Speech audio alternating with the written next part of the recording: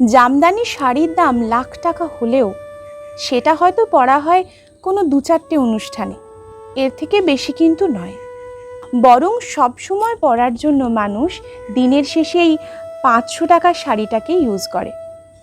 অনেক সময় লক্ষ টাকা দিয়ে কেনা আইফোনের বদলে মানুষ প্রতিদিন কথা বলার জন্য ওই 1000 টাকার বাটন ফোনটাই ইউজ করে।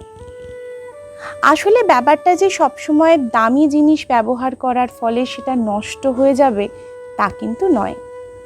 ব্যাপারটা হলো কমফর্টের। লাইফে সুখী হতে গেলে শুধুমাত্র গ্ল্যামার বা সৌন্দর্য ছাড়াও কমফর্টেবল ফিল করাটা না খুব দরকার। হ্যাঁ, অনেক সময় গ্ল্যামার বা সৌন্দর্য কিছুটা সময়ের জন্য আমাদেরকে সুখী করে দিতে পারে ঠিকই, কিন্তু সেটা সারা জীবনের জন্য নয়।